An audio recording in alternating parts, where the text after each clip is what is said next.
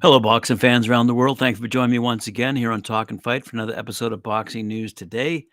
Let's take off the goggles here so we can read what's on the screen. What's up first? Yes, a couple of quotes out of David Benavidez after his victory over Caleb Plant. I just want to tell everyone that I have a lot of respect for Canelo Alvarez, but he has to give me that shot now.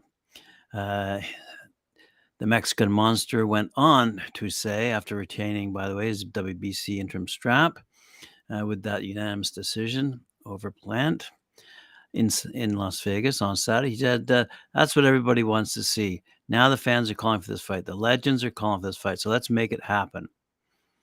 I want you to know there was a lot said between us, meaning him and Caleb Plant, but in the end, we settled it like men. I'm happy we gave the fans the best rivalry of the year or the last 5 years. I'm just very happy. So let's see if Alvarez picks up that glove. Now, a couple of stories here from Charles Brunn over at Boxing News 24, one of my favorite writers in the boxing world. He has this to say about Anthony Joshua. Anthony Joshua insists he won't lose to Jermaine Franklin next Saturday night in his comeback fight on DAZN at the O2 Arena in London.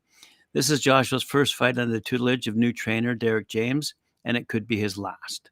If AJ loses to Franklin, Derek will likely be quietly shown the door, and a search for a new trainer will be underway.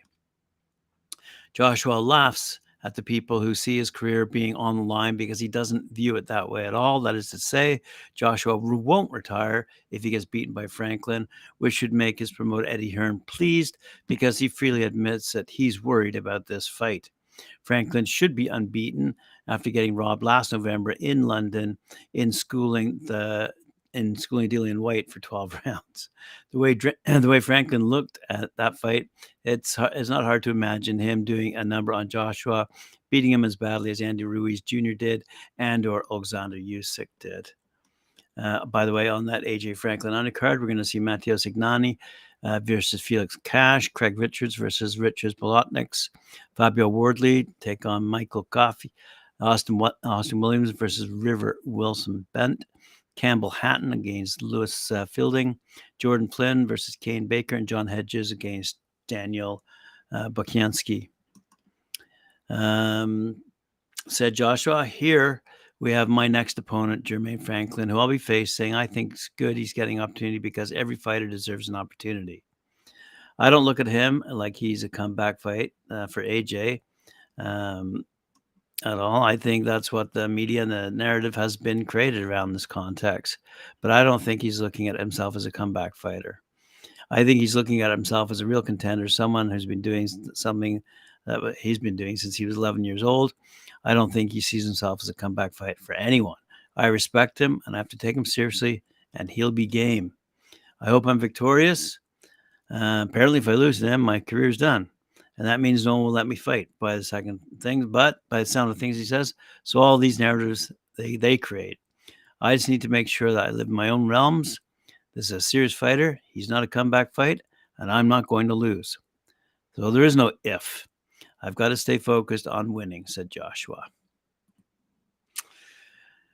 Second story by Charles Brunn. Deontay Wilder says he's not surprised that the negotiations between Tyson Fury and unified IBF, WBA, WBO heavyweight champ Alexander Usyk fell apart recently. That was the second colossal fight in a row that Fury whiffed on after blowing the deal for the mega money Anthony Joshua fight last December. Some believe that Fury's only interested in taking on journeyman lower level fighters that have no chance of beating him, like Derek Chisora or Dillian White.